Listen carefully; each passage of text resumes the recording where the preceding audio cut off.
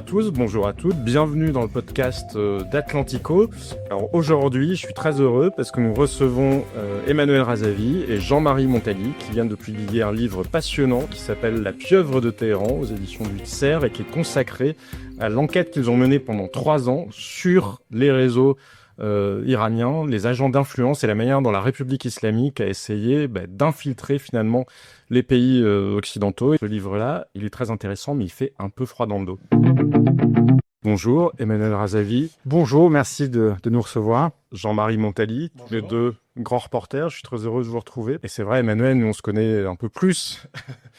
Ça fait tellement longtemps que vous me parlez de toutes ces opérations d'influence de la République islamique d'Iran en Occident et notamment en France que c'est l'occasion de revenir dessus. Parce que c'est vrai que ce que vous révélez, ça fait froid dans le dos. Et d'abord, j'ai envie de vous demander, est-ce qu'il y a un premier exemple que les gens pourraient avoir en tête d'une de ces tentatives d'influence qui se soit traduite par des effets concrets? Alors oui, bien sûr, vous avez l'année dernière un membre des services secrets du corps des gardiens de la Révolution qui appartenait à l'unité d'élite en fait des gardiens de la Révolution qui s'appelle la Force Al-Quds, unité 840 de la Force Al-Quds, qui a été arrêté à Dijon. Et ce type qui s'appelle Bachir Behazar était un agent secret très haut niveau en fait du corps des gardiens de la Révolution islamique. Parce que la force Al-Quds, c'est la force des gardiens de la Révolution. Alors la force Al-Quds, si vous voulez, des gardiens de la Révolution islamique, c'est une c'est une composante en fait des gardiens de la Révolution qui est dotée de 8 services différents et qui a notamment en fait pour mission de travailler à la fois sur guerre asymétrique, terrorisme, blanchiment d'argent, influence, cyberguerre, cyberinfluence notamment. Et si vous voulez, donc Bachir Behazar donc était résident à Dijon, la capitale de la Bourgogne, depuis 2 ans ou 2 ans et demi, où il avait en fait, si vous voulez, la mission à la fois d'espionner des membres de la diaspora iranienne, parce que Dijon compte une importante diaspora iranienne. J'en parle en connaissance de cause parce que j'ai grandi à Dijon et entre Dijon et Châlons. Mais il avait une deuxième mission qui était aussi en fait de pénétrer en fait les milieux universitaires de façon à propager des éléments de langage, notamment auprès d'associations en fait étudiantes ou d'universitaires pro-palestiniens en général, parce qu'il y a des castings qui sont opérés par l'ambassade et par les services de renseignement qui travaillent avec l'ambassade pour savoir à qui un agent va s'adresser. Évidemment, il ne va pas perdre de temps avec quelqu'un qui n'est pas sensible à la cause des proxys de la République islamique d'Iran. Et donc, il avait en fait une double fonction, à la fois espionner et à la fois propager en fait des éléments de langage au sein du milieu universitaire à l'université de Dijon. Et vous, Jean-Marie, quel est l'exemple qui vraiment vous a le plus frappé de ces agents déployés par Téhéran en Occident? En fait, il y a tellement d'exemples frappants en France, mais pas qu'en France, puisqu'on en a trouvé en Suisse, on en a trouvé en Suède, on en a trouvé aux États-Unis, on en a trouvé en Espagne. Donc, vous disiez tout à l'heure en préambule que c'est un livre qui fait froid dans le dos. Je crois que c'était pas notre objectif, c'était pas de faire peur, c'était qu'on prenne conscience. C'était pas nous refroidir, nous rafraîchir? Ça, non, ce serait parfait. Mais en tout cas, ça serait qu'on prenne conscience d'un travail d'influence qui est fait à travers des espions dont on vient de parler, mais qui est aussi fait à travers des éléments de langage, et ça depuis 1979. Ça date pas d'hier ou d'avant-hier. Donc il y a des exemples qui sont très forts. Il y a cet influenceur français, franco-iranien, dont on parle beaucoup, qui a été mis en examen pour apologie du terrorisme, qu'on voit sur toutes les manifestations pro-palestiniennes, distribuer maintenant des drapeaux de la République islamique d'Iran. Donc il y a un petit travail comme ça. Et celui-ci, c'est Shahin Jami. Donc voilà, comme l'a dit Jean-Marie. Nous avions fait des révélations sur la cause sous votre thème d'ailleurs, Emmanuel. On a longuement enquêté en fait sur lui, effectivement pour Atlantico. Shahin Azami, sa maman en fait est algérienne, son papa est iranien, et effectivement, lui d'ailleurs il le dit, il dit qu'en fait il est iranien. Il a donné une interview à une chaîne de télévision la semaine dernière où il assume complètement en fait le fait de défendre en fait la République islamique d'Iran. Et ce que disait Jean-Marie est très juste. Il distribuait donc des drapeaux de la République islamique d'Iran, si vous voulez, en place publique. Alors qu'il va être jugé très bientôt pour apologie du terrorisme. Jugé, voilà. Et je le rappelle quand même pour les gens qui nous écoutent, la République islamique d'Iran, c'est pas n'importe quel État qui fait de l'influence. Je veux dire, c'est pas le soft power de l'Italie, ou des États-Unis. C'est-à-dire que c'est un État qui est un narco-État, c'est un État terroriste aussi, c'est un État qui détient des otages français, je le rappelle, hein, Jacques Paris et Cécile Kohler dans des conditions qui sont des conditions, dramatiques. Voilà. Et donc, on a ces agents-là. Alors, ce qui est intéressant d'ailleurs, parce qu'on parlait de Bachir Biazar, l'espion, l'agent secret en fait de la force Al-Quds.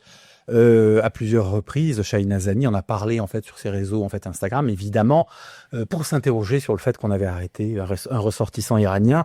Évidemment, on voit qu'il y a des connexions en fait entre tous ces gens-là. Mais pourquoi est-ce que la République islamique a autant de projets vis-à-vis de l'Occident? Parce que vous disiez, c'est pas n'importe quel régime et c'est pas n'importe quel soft power entre guillemets. Pourquoi est-ce qu'il nous cible nous?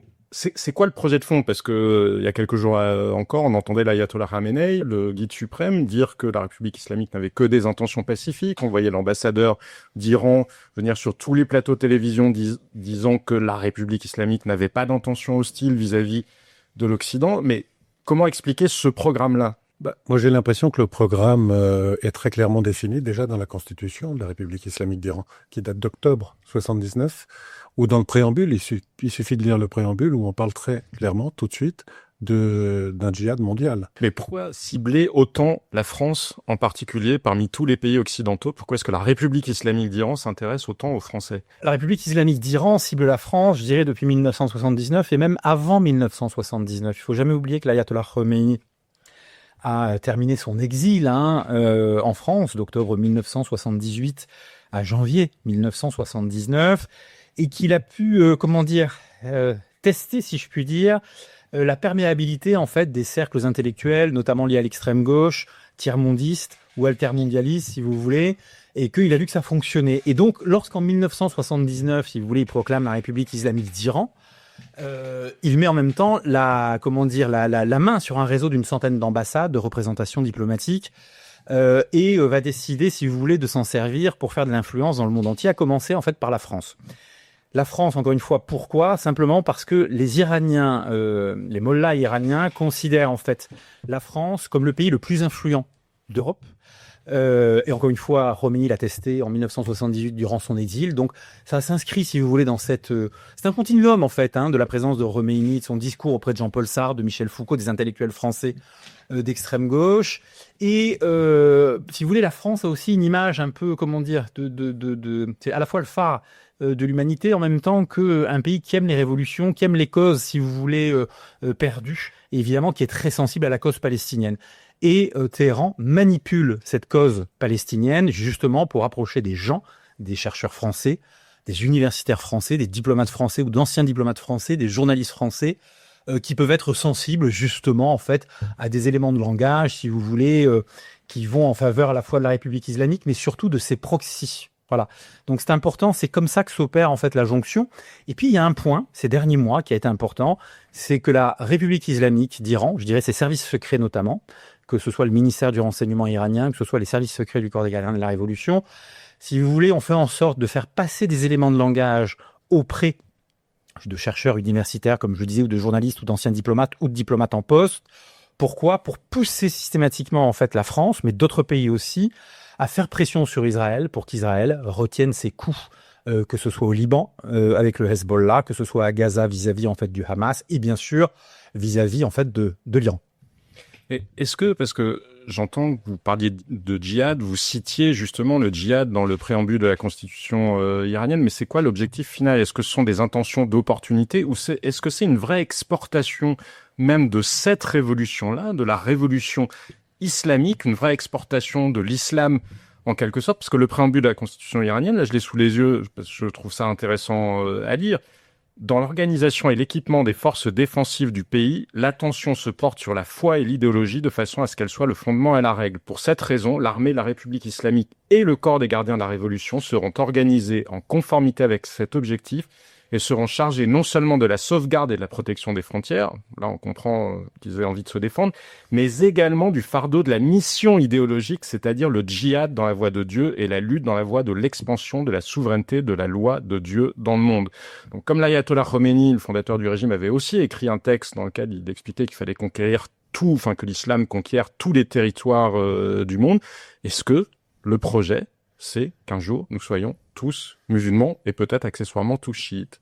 Ah bah oui, bien sûr, la Constitution, en fait, le préambule de la Constitution que vous venez de citer, il est assez clair parce que il dit que il faut exporter en fait la révolution islamique, évidemment, en même temps que le djihad, en fait, à travers le monde, évidemment, en s'appuyant, comme vous l'avez très bien dit, sur l'armée nationale iranienne et sur le corps des gardiens de la révolution islamique, hein, qui est une milice paramilitaire, mais qui est vraiment l'armée, je dirais, on peut presque le comparer en fait au SS, c'est-à-dire que c'est l'État dans l'État, et c'est la véritable armée en réalité en fait de l'Iran qui répond aux ordres du guide. Donc oui, il y a un projet en fait de conquête mondiale à des fins djihadistes, à des fins d'imposer en fait, comment dire, pas dire un califat, mais république islamique. Est-ce qu'ils se disent vraiment, ah bah tiens, demain l'Europe va être, tout le monde va être musulman et tout le monde va se convertir en masse à l'islam? Bah en tout cas, je ne sais pas s'ils y croient vraiment, mais ils y travaillent.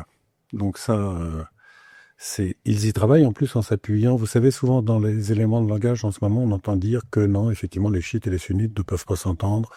Mais si, la République islamique d'Iran s'appuie aussi sur des groupes islamistes sunnites, les font travailler, se servent d'eux. On a eu des éléments de la part d'agents américains et d'agents français nous disant aujourd'hui même que la République islamique d'Iran s'appuie sur la diaspora, sur l'immigration algérienne, nord-africaine, en France, dans nos banlieues, puisque l'Iran est moins bien implanté, évidemment, dans nos banlieues.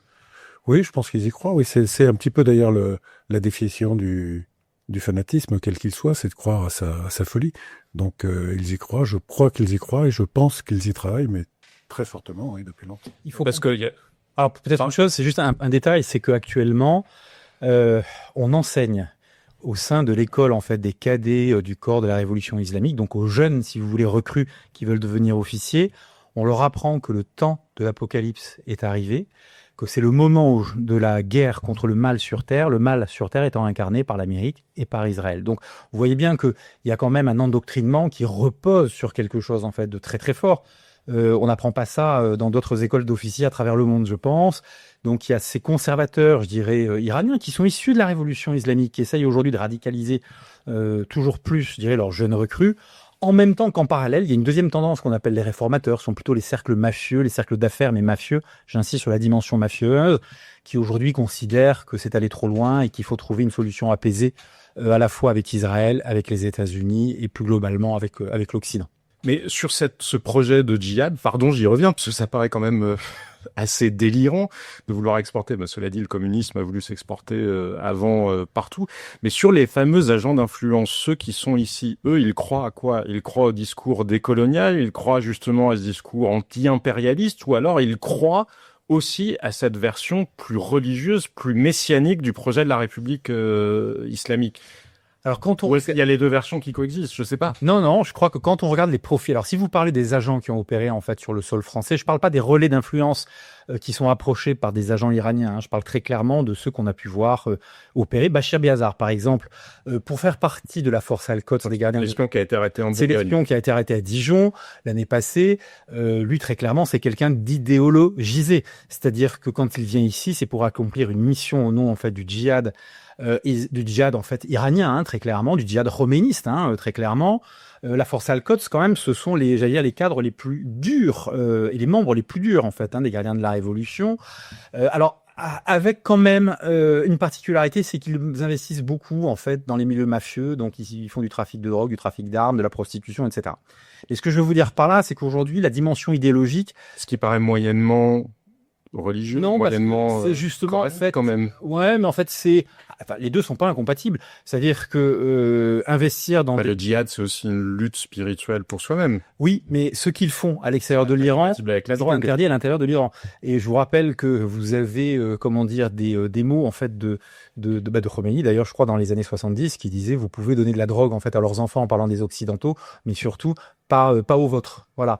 Donc c'est aussi un objet, je dirais, les trafics d'armes, c'est à la fois ou de drogue, ça leur permet de se financer et de gagner en fait de l'argent, hein, c'est une mafia, en même temps que de pervertir, de corrompre en fait l'Occident, hein, ils le pensent en fait comme ça. Il n'empêche que vous avez aussi des jeunes aujourd'hui qui sont... alors on parlait de Shahin Azami, dont on a parlé dans Atlantico, qui vivent en France, qui, lorsqu'on les entend, ont l'air très en phase avec la modernité, et pourtant qui vont défendre ou prendre le parti très ouvertement. Il l'a fait, je crois, récemment dans une émission interrogée par un journaliste de quotidien. Il le fait pareil, de façon très claire, c'est-à-dire on voit bien qu'il est idéologisé, qu'il supporte la République islamique. Et d'ailleurs, quand même, c'est assez intéressant parce qu'il est en France. Je veux dire, il est franco-iranien en fait comme moi, mais il dit voilà, en gros je suis iranien, je défends en fait l'Iran.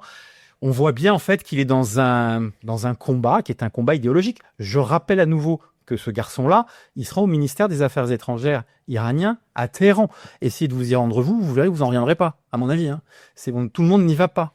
Et dans ce livre, dans cette enquête, est-ce que vous avez eu l'impression que les pouvoirs publics français, européens, américains aussi, puisque la République islamique vise les États-Unis, sont suffisamment conscients de ce plan qui est quand même déployé depuis plusieurs décennies, donc ils ont dû avoir le temps de s'en rendre compte. Est-ce qu'ils ont eu des résultats dans la manière de le contrer ?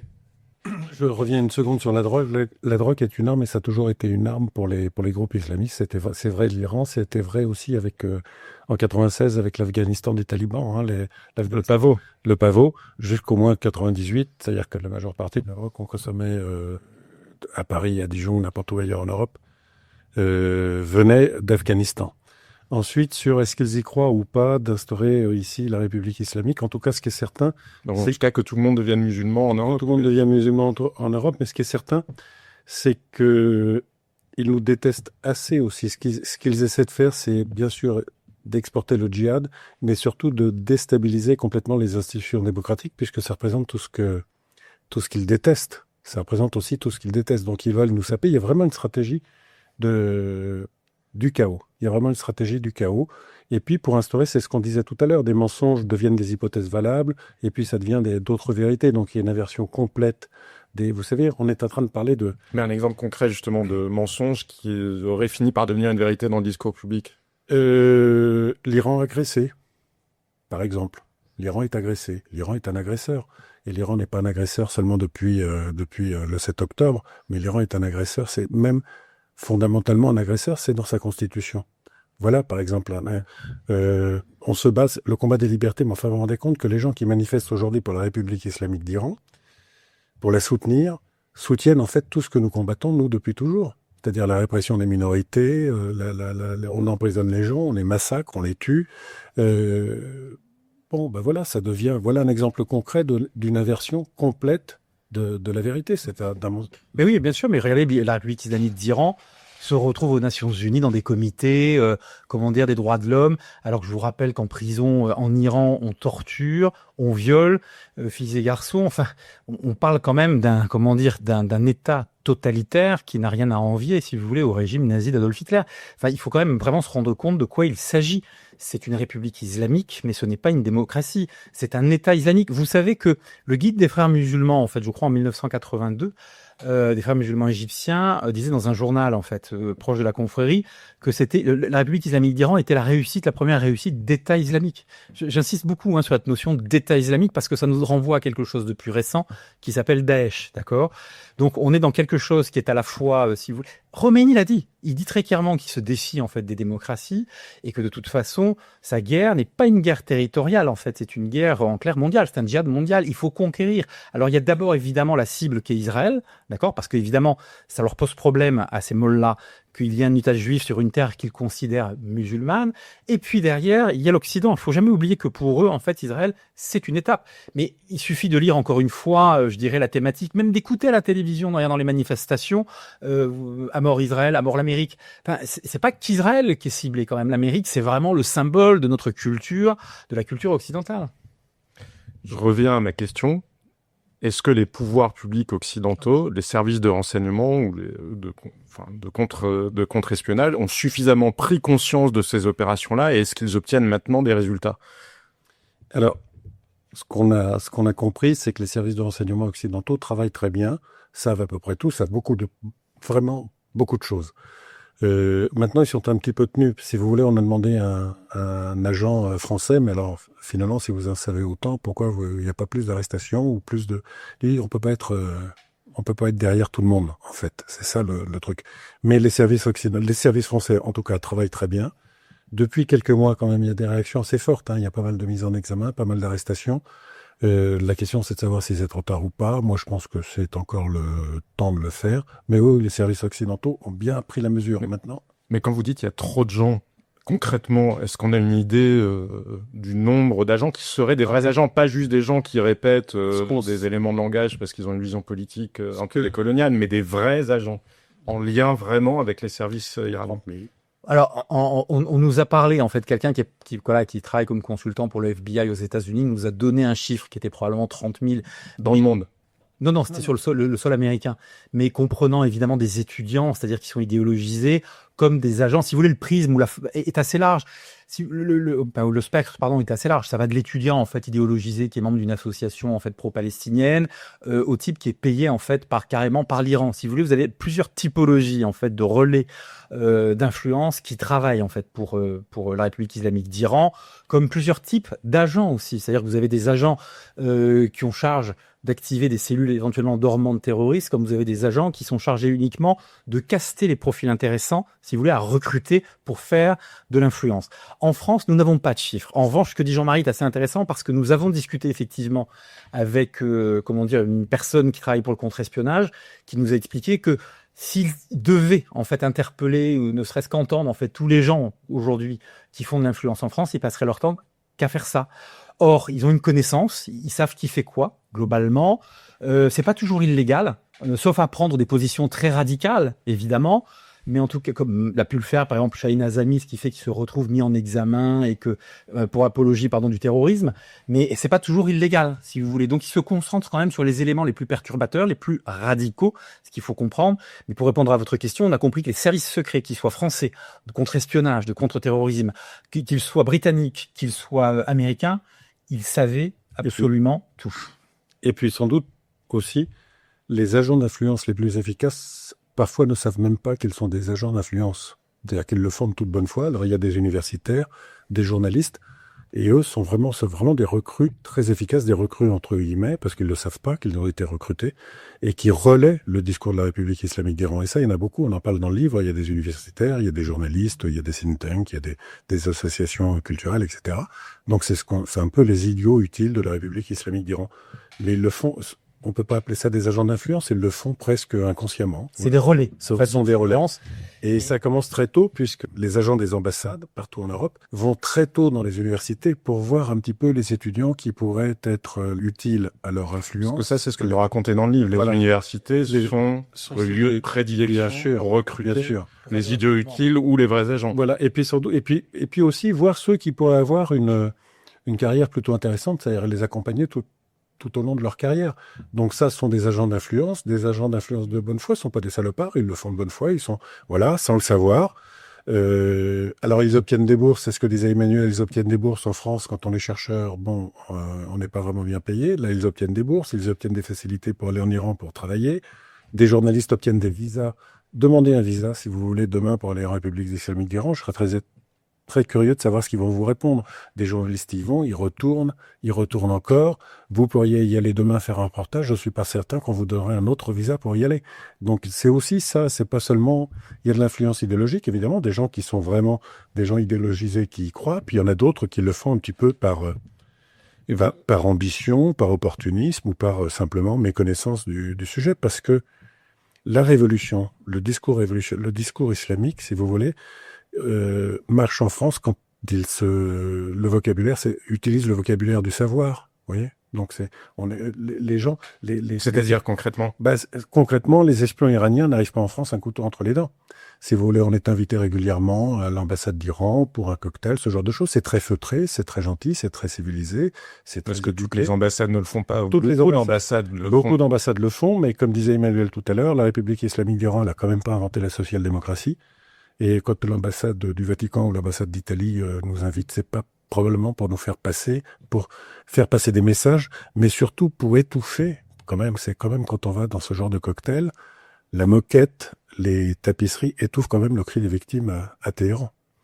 Il y a combien, en 2024, 925, je crois, exécutions, on est déjà à plus que ça aujourd'hui, en 2025. L'année a à peine commencé depuis 6 mois, on a déjà battu le record de l'année dernière. Bon, alors ce discours feutré, très gentil, parce que les Iraniens sont très séduisants, très éduqués, etc., ça cache aussi ça cache les cris de douleur et les cris des victimes. Jamais oublier que la République islamique d'Iran c'est encore une fois, je le répète pour vos auditeurs, un État totalitaire qui persécute en fait ses opposants, qui persécute, qui emprisonne en fait les journalistes qui osent en fait critiquer en fait sa ligne. Je vous rappelle que la révolte en fait des Zan Zendegi Azadi, femmes vie liberté, ces jeunes femmes qui ne voulaient plus porter le voile, il y a eu des milliers en fait d'arrestations, des gens qui ont disparu, des jeunes femmes. Moi, j'en ai interviewé pour Paris Match qui ont été torturées, violées en fait par dizaines et dizaines. Enfin, on parle de ça quand on parle de la République islamique d'Iran. Et moi, je vais vous lire, je suis extrêmement choqué parce que je suis d'origine iranienne. Je le dis pour vos auditeurs. Lorsque nous avons vu avec Jean-Marie il y a quelques mois que l'ambassade d'Iran avait invité les représentants étudiants d'associations en fait de grandes écoles et d'universités en fait parisiennes, je crois une douzaine, d'accord, pour leur parler en fait des bienfaits de la République islamique. Et moi, je suis horrifié comme Jean-Marie de voir que les présidents en fait ou les directions en fait de ces écoles, de ces universités laissent leurs étudiants aller parler à l'ambassade parce que l'ambassade en profite pour faire du recrutement en même temps que faire passer des éléments de langage. Et je peux vous dire parce qu'on a discuté avec des jeunes qui ont participé en fait à ces rencontres et qui en fait sont dans le relativisme absolu et pensent qu'en fait c'est important pour la diplomatie, parce qu'évidemment c'est des jeunes qui s'intéressent à la géopolitique, quand même de discuter avec l'ambassadeur d'Iran, que bon en France on a tendance à tout noircir, c'est-à-dire qu'ils perdent complètement de vue que c'est un État tortionnaire, que c'est un État terroriste et que c'est un État narco. Et qui fait aujourd'hui des arrestations arbitraires par centaines, chaque jour, avec des barrages dans toutes les villes, sur toutes les routes, etc. On est en train d'arrêter les gens aujourd'hui, jour et nuit. Mais les présidents d'université, les professeurs que vous citiez, est-ce qu'ils le laissent faire par complaisance ou par lâcheté? Parce que peut-être ils ont peur qu'on les accuse d'être racistes ou l'expression très employée ces jours-ci, islamophobe, qui a d'ailleurs été très instrumentalisée par l'ayatollah Khomeini. Écoutez, moi je vois une chose, c'est que vous avez aujourd'hui en fait des gens... Ils ont peur en fait de dire non. Non, mais attendez, on le raconte avec Jean-Marie dans le livre, on a pu entendre, c'est un festival d'ailleurs à la télévision française parfois, mais sur d'autres chaînes de télévision, des universitaires nous expliquaient que aller en Iran c'était formidable, qu'on risquait absolument rien. Un chercheur connu... Comme qui, par exemple? Non, mais on va pas donner les noms parce qu'on l'a pas fait en l'occurrence là dans le livre, mais c'est genre des familles aussi, mais si vous voulez nous expliquer en fait la bienveillance en fait de l'ex-président qui est mort dans un accident d'hélicoptère, Ebrahim Raïssi, je rappelle qu'il a été procureur adjoint au tribunal révolutionnaire en fait de Téhéran, qu'il a présidé à des milliers d'exécutions, au moins 8000 qui sont documentées, peut-être 30 000 si vous voulez, et voilà ce qu'on vous raconte, que c'est un type bienveillant. On appelait le boucher de Téhéran. On appelait le boucher de Téhéran d'ailleurs, Jean-Marie a raison au passage, donc si vous voulez, à un moment donné, il y a quand même un problème aussi dans ce relativisme, si vous voulez. Je pense que c'est pas... Attendez, je veux juste terminer sur une chose quand même qui est importante, c'est qu'on a aussi récemment une professeure, en fait, enfin une intervenante à Sciences Po qui nous explique en fait qu'on est tous les enfants de Khomeini. Alors peut-être elle, moi je peux vous dire que ma famille, elle a été persécutée par Khomeini en Iran. Donc évidemment, quand je lis ça en tant que, français d'origine iranienne, croyez-moi, ça bloque un peu, ça coince un peu, parce qu'on est dans une espèce en fait d'histoire totalement en fait réinventée, révisée, de façon à faire passer la République islamique pour quelque chose de tout à fait normal. Ben non. Et pour compléter, pour vous répondre, certains le font par complaisance, certains le font par lâcheté, parce qu'effectivement, ils ont peur que l'université soit bloquée. Et puis d'autres le font aussi par conviction. Simplement des gens qui sont convaincus de ce qu'ils font, de ce qu'ils disent. Il suffit de regarder les réseaux sociaux de ces certains cadres d'université à Lyon, par exemple, pour voir que ces gens-là sont très ouvertement, aiment le Hezbollah, voilà. Mais si on adopte un point de vue décolonial, justement, mais est-ce que la République islamique se comporte bien avec ses minorités? Parce qu'il y a beaucoup de minorités en Iran. Est-ce que ceux qui croient, qui adhèrent pas au discours religieux, mais au discours décolonial, il y a le discours qu'on pourrait... Est-ce que vous avez des arguments à leur opposer pour dire, mais en plus, la République islamique d'Iran n'est même pas... écoutez, c'est ça. Champion. Il me semble qu'il y a quelques jours, je ne sais pas quand sera diffusé le podcast que nous enregistrons, la réalité c'est qu'il y a quelques jours, vous avez des Kurdes qui ont été arrêtés et pendus pour une cause tout à fait fallacieuse. Les Kurdes la minorité kurde comme la minorité baloutche sont persécutés, ça c'est une réalité. Les Juifs en Iran sont, alors même s'il y a des lois, si vous voulez, qui leur permettent... Ça reste un des pays musulmans où il y a encore des Juifs. Ça reste, de moins en moins, parce que beaucoup en fait ont fui. Je rappelle qu'il y a régulièrement des arrestations de Juifs qui sont suspectés très souvent d'ailleurs à tort de travailler en fait pour le Mossad. C'est encore en fait une affaire de propagande, si vous voulez, interne au régime. Les minorités chrétiennes sont persécutées, si vous voulez. Je vais être très clair, depuis une dizaine d'années, on a près de 900 000 à 1 million en fait de conversions au christianisme, d'accord? Vous savez qu'en Iran, quand vous êtes musulman et que vous vous convertissez en fait au christianisme, Donc, vous êtes un apostat, vous êtes condamné à mort si vous êtes trouvé, ou repéré comme étant un musulman converti au christianisme. Et puis la façon dont la République islamique d'Iran traite certains pays à travers ses proxys, traite par exemple le Liban à travers le Hezbollah ou le Yémen à travers les Houthis, c'est pas très décolonial quand même. Mais qu'est-ce qui explique justement que malgré tout ça, parce que ces agents d'influence ou ces relais ou ces idiots utiles continuent dans l'erreur? Parce qu'on nous parle continue dans l'erreur. Oui. Bah, ou continue à y croire. Après, Non, mais ils continuent dans l'erreur et continuent à y croire tout simplement. dans l'erreur, disait tout à l'heure. mon point de vue, mais On aime en France, on aime. c'est juste par niaiserie romantique. Non, mais Mais c'est la jonction c'est des l'imagerie romantique de la révolution. Je pense qu'il y a plusieurs choses. Il y a cette imagerie romantique de la révolution. On a toujours aimé ça. Arafat, Khomeini, etc. On a toujours aimé ça. Et puis ensuite, je crois qu'il y a quand même quelque chose qui lie dans cette région tous ces groupes, soit marxistes, qui soient nationalistes ou qui soient islamistes, c'est tout simplement la haine d'Israël aussi. C'est tout simplement la haine d'Israël. Tout à l'heure, vous nous demandiez quels étaient les éléments de langage qui étaient rentrés un petit peu, quasiment maintenant, on en parle tous les jours. L'antisionisme, par exemple, l'antisionisme. Bon, bah voilà, c'est quelque chose de très, de dire que Israël doit disparaître de la mer, du fleuve à la mer. Bon, bah ça veut dire une région libre de juifs. Enfin bon, tout ça, c'est complètement, ça choque les personnes. Si je me fais un peu l'avocat du diable, et pour être souvent l'objet de ce genre d'accusation-là, qu'est-ce qui distingue finalement quelqu'un qui défend la République islamique d'Iran de quelqu'un qui défendrait le droit d'Israël à se défendre? Parce qu'il y a des gens qui vont vous expliquer que Benyamin Netanyahou est un criminel, qu'il est poursuivi par la Cour pénale internationale, qu'il y a des ministres de son gouvernement qui ont explicitement appelé en quelque sorte à minima une forme d'épuration ethnique de Gaza. Donc qu'est-ce qui distingue quelqu'un qui défendrait des points de vue israéliens à la télé de quelqu'un qui défendrait finalement la vision de la République islamique d'Iran sans forcément adhérer à tout ce qu'elle fait, à commencer par les persécutions de ses opposants?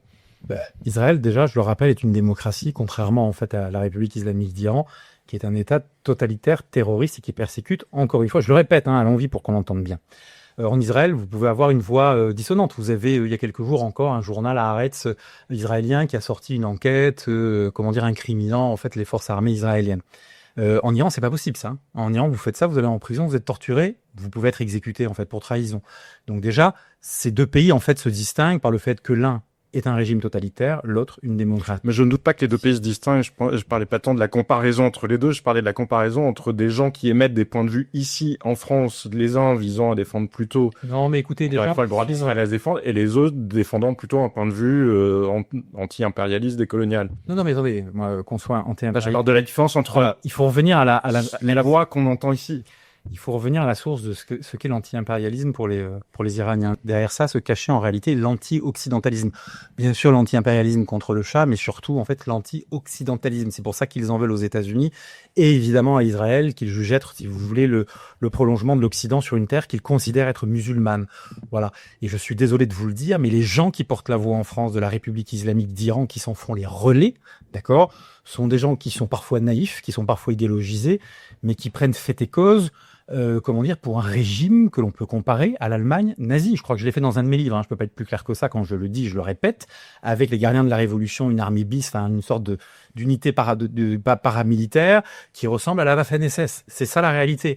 En Israël, moi, j'ai pas d'action. D'ailleurs, qui a été conçu comme tel. Mais qui a été conçu comme tel, en Parce que vous me le racontiez. Mais si vous voulez, voilà. Mais c'est intéressant comme point, si vous pouvez le préciser. Pourquoi les gardiens de la Révolution, finalement, étaient construits, calqués sur le modèle des SS? C'est vrai qu'il y a deux choses. Les gardiens de la Révolution, en fait, ils ont été conçus, en fait, à la fois sur le modèle de la SS, mais ils ont été aussi très, très inspirés par les commandos, en fait, paramilitaires de Yasser Arafat. Donc, il y a vraiment deux sources, si vous voulez, ou deux origines dans l'information. D'abord parce que Khomeini, si vous voulez, était un admirateur. Il écoutait beaucoup en fait les discours en fait d'Adolf Hitler, qui étaient retransmis en fait sur la radio allemande en fait de Téhéran, qui émettait en fait en Iran. Donc ça, c'est une première chose. Mais dans sa jeunesse, donc. Alors, on parle de sa jeunesse évidemment. On parle du début en fait des années 40. Et vous avez en fait un deuxième point, c'est que l'ayatollah Khomeini a été très très influencé également par les frères musulmans égyptiens sunnite, même s'il lui était évidemment musulman chiite. Il appartenait à une organisation qui s'appelle encore aujourd'hui les Fedaïn et Islam, qui se sont rebaptisés, je crois, en 1953 ou 54, les Frères musulmans iraniens. Ils ont prêté serment d'allégeance aux frères musulmans égyptiens. Je rappelle que les frères musulmans égyptiens étaient aussi en fait des soutiens d'Adolf Hitler et de Mussolini. Je vous rappelle qu'il y a eu 3 divisions SS qui étaient des divisions créées en fait par les frères musulmans. C'était des 3 divisions SS musulmanes fréristes. Donc, si vous voulez, on est dans ce contexte-là. Et dans les années 70, si vous voulez, une partie de la garde rapprochée a commencé par Mohtacham-Ipur, le dénommé Mohtacham-Ipur, qui est vraiment le disciple sans doute le plus proche de l'ayatollah Khomeini, va passer, si vous voulez, plusieurs semaines dans les camps d'entraînement en fait palestiniens de la plaine de la Beka au Liban, va être très impressionné par la formation en fait qu'on y reçoit. Hein. Évidemment, c'est Yasser Arafat dont il se rapproche sur ordre de l'ayatollah Khomeini, qui lui propose de le former en fait militairement à l'action aussi en fait asymétrique, à la guerre asymétrique, au terrorisme, mais aussi aux éléments de langage. C'est-à-dire qu'il y a une formation, si vous voulez, aux techniques de langage. Et tout ça, ça va convaincre l'ayatollah Khomeini qu'il faut créer en fait une milice paramilitaire, si vous voulez, et ça rejoint en fait ses convictions de jeunesse, si vous voulez. Il regardait avec une certaine admiration la Waffen-SS, et donc il va créer en fait ces gardiens de la révolution qui à l'origine devaient s'appeler en fait l'armée du peuple. Je vous dis ça parce que c'est Moshen Chazegara, qui est l'un des fondateurs du corps des gardiens de la révolution, qui nous l'a raconté dans une très très longue interview qu'on a réalisée avec lui. Sur les fameuses techniques, justement, sur le discours, parce que quand on cherche à faire de l'influence, c'est important. Comment expliquer que la République islamique maîtrise aussi bien certains outils? Parce que c'est vrai qu'on pense pas forcément, on n'associe pas forcément Ayatollah et TikTok. Non, c'est vrai, mais écoutez, c'est un peu comme les frères musulmans. Le progrès technologique n'est pas un problème pour eux. En fait, ils s'approprient la technologie et les progrès technologiques pour les mettre au service d'une cause qui s'appelle, comme le disait Jean-Marie, le djihad mondial, tout simplement. C'est un peu comme les frères musulmans. On n'a pas affaire, si vous voulez, aux talibans d'Afghanistan, qu'on connaît bien avec Jean-Marie parce qu'on a séjourné beaucoup tous les deux en fait en Afghanistan. On est dans quelque chose qui est beaucoup plus en phase avec la modernité, si vous voulez, technologique, mais encore une fois, mise au service d'une cause djihadiste. C'est ça. C'est un outil comme on n'associe pas, donc vous le disiez tout à l'heure, on n'associe pas drogue et Mollah. Pas si, finalement, parce que la drogue est un outil. On ne s'associe pas piété Voilà. la drogue a priori. La question, pour revenir à la question précédente, la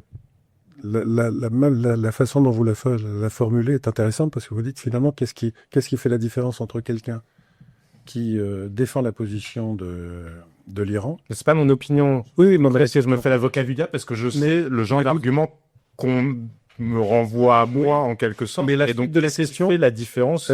Elle était presque dans votre question. C'est qu'est-ce qui fait la différence entre quelqu'un qui soutient l'Iran et quelqu'un qui soutient le droit de se défendre d'Israël. Israël se défend. Déjà, ça fait une grande différence. Israël, enfin peut-être que je me trompe, mais n'a jamais déclaré publiquement vouloir détruire un pays voisin. Si. L'autre chose, Emmanuel le disait très bien, il y a une presse d'opposition aussi en Israël. Donc ça, c'est aussi la différence entre un régime dictatorial et l'un des pires quand même régimes dictatoriaux qu'on ait connus, et une démocratie. Il y a une opposition en Israël.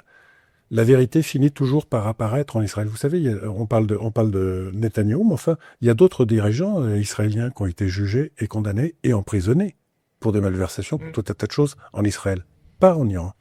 Ensuite, il y a ce qu'a dit le chancelier allemand la semaine dernière. Israël fait le sale boulot. On vient de passer 1 heure d'émission à raconter la menace que fait peser la République islamique d'Iran sur toutes les démocraties occidentales. Ça fait aussi une différence. Je ne sache pas que Israël fait peser une menace sur les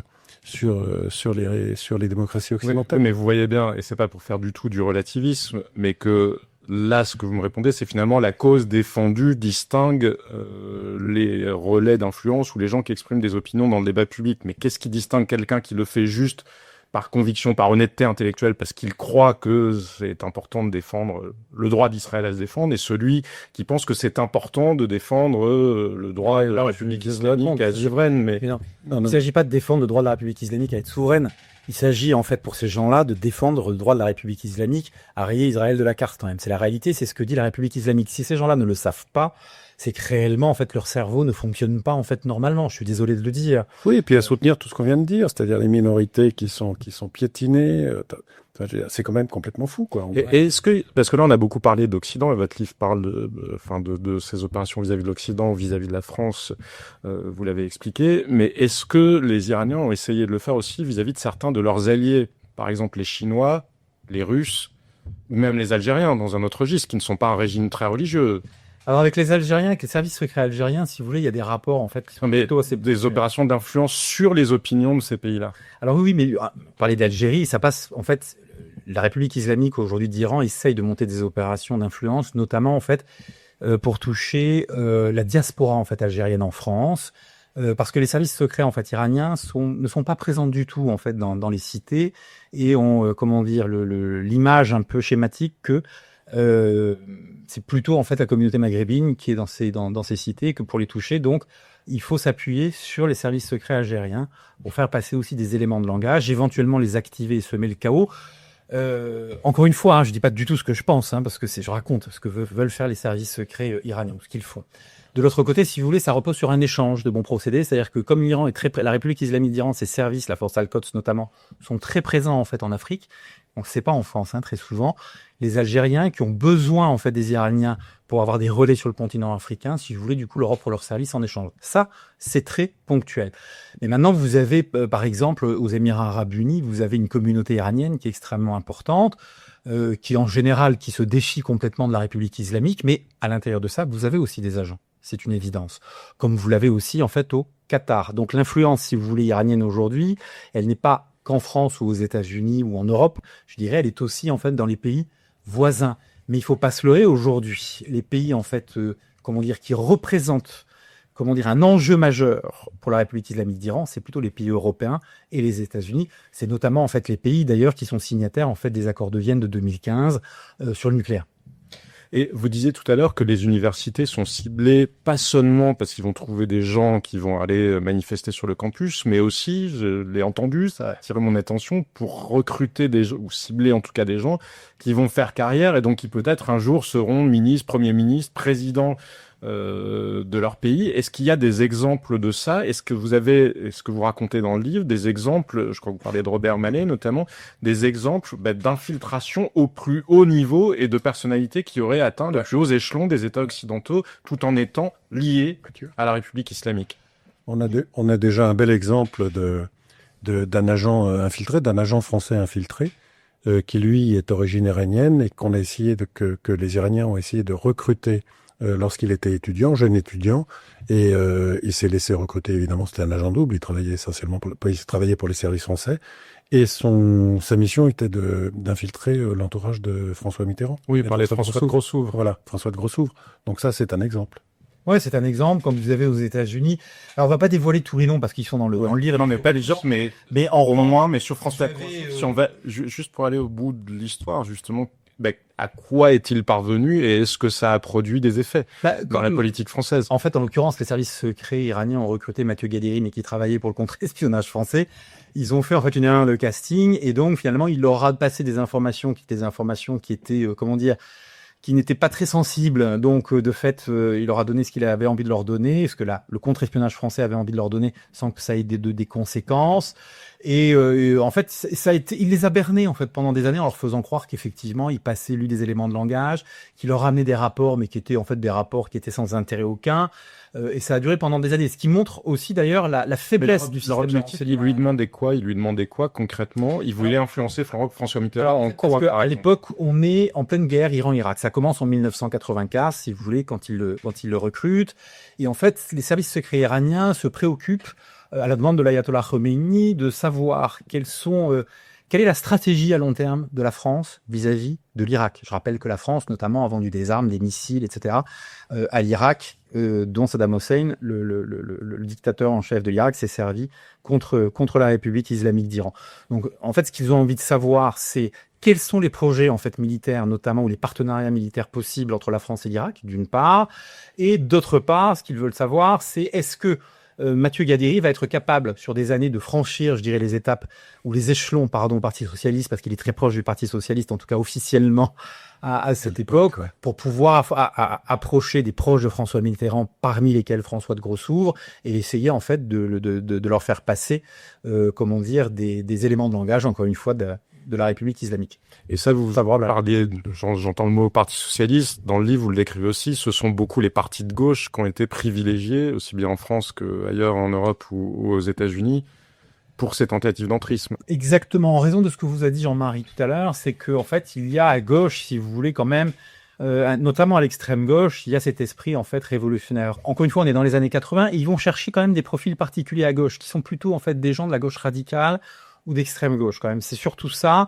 pour essayer en fait d'opérer une jonction, si vous voulez, entre l'islam révolutionnaire, d'accord, celui des frères musulmans, celui aussi de la République islamique d'Iran, et comment dire l'extrême gauche, mais comme par exemple la France insoumise en fait aujourd'hui, voilà, qui s'inscrit dans un schéma, gauchiste révolutionnaire, tout simplement. Et puis c'est ce sentiment de culpabilité qu'on traîne depuis 1962, depuis la décolonisation. Donc on se sent aussi un petit peu coupable de ça. Donc on est très sensible à ces discours qui nous arrivent. Il y a une chose qui est très importante. Le terme de révolution est vraiment important. Je vous renvoie au préambule de la Constitution de la République islamique. C'est bien exporter le djihad mondial, mais aussi la révolution en fait islamique.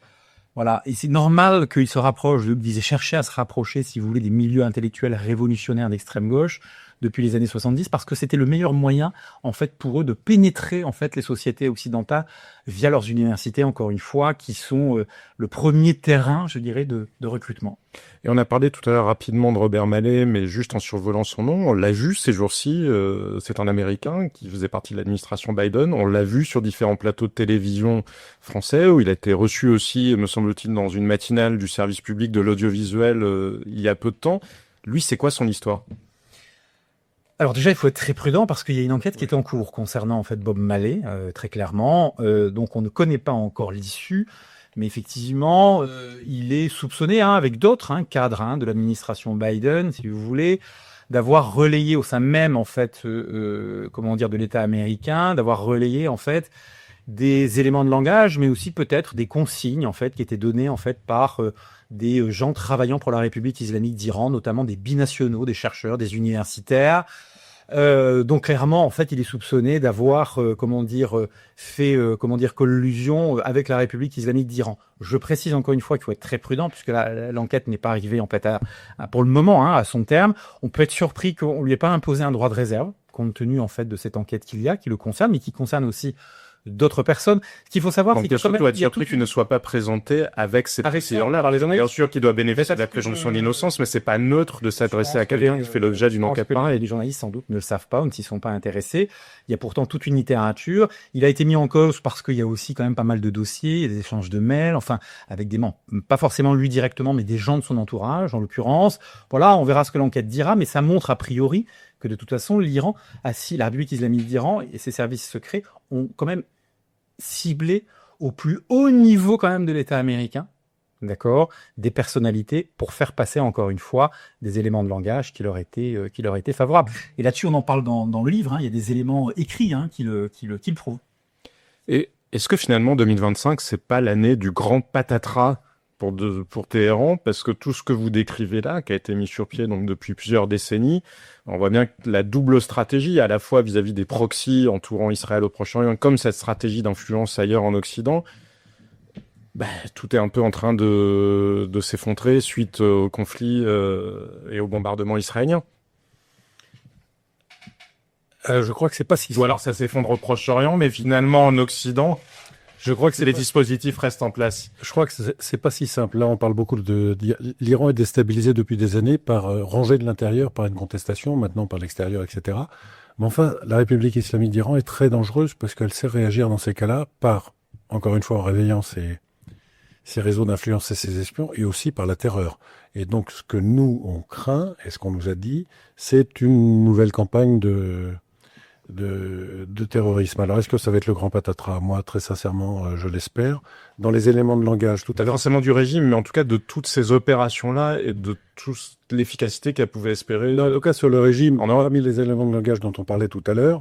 Ce que nous dit la République islamique d'Iran depuis des mois, pas seulement depuis le 13 juin, c'est si on s'effondre, c'est le chaos. C'est un nouveau printemps arabe.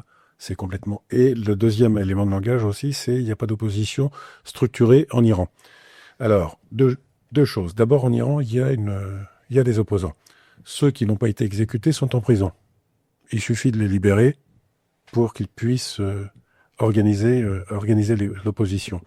Ensuite, comparer Dire qu'en Iran, il y aura le chaos de la même façon qu'il y a eu le chaos en Syrie, c'est délirant de dire une chose pareille. D'abord parce que le tissu sociologique n'est pas le même. Les Iraniens sont très éduqués. Il n'y a pas d'armes en Iran, à part quelques groupes, à part les Kurdes peut-être, et puis quelques chasseurs dans les... Enfin bon, il n'y a pas d'armes, donc on ne pourra pas. Et puis ensuite, vous parliez tout à l'heure de droit. Ça, c'est un vrai argument.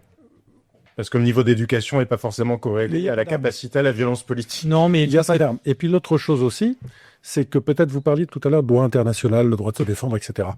Il y a le droit. Peut-être que si l'Organisation des Nations Unies prend ses dispositions et surtout ses responsabilités, alors il y a un droit d'ingérence humanitaire.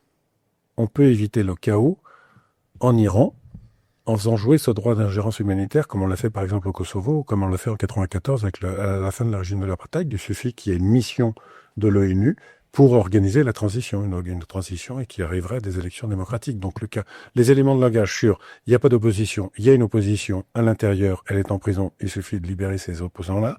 Et il y a aussi une opposition, et ça je parle sous le contrôle d'Emmanuel, une opposition à l'extérieur, à l'étranger, qui est de droite à gauche, monarchiste ou pas, démocratique ou pas, enfin tous démocratiques, mais qui est en train de se structurer, de se rassembler, de se construire. Donc, en fait, sincèrement, là, moi, j'espère que ça sera effectivement le grand patatras, et je ne crois pas au chaos en Iran, dans la mesure où la communauté internationale, l'ONU, n'abandonne pas les Iraniens, comme on l'a fait depuis trop longtemps. Et peut-être, pour finir, est-ce que la République islamique est bonne archiviste, c'est-à-dire que tous ces gens qui ont pu être de vrais agents d'influence, de vrais relais avec des liens avérés, il faut qu'ils s'inquiètent parce que tout simplement leurs noms sont consignés dans les papiers officiels de la République islamique. Et si le régime venait à tomber, un peu comme après la chute du mur de Berlin, on a connu les espions soviétiques, on pourrait être amené à connaître ceux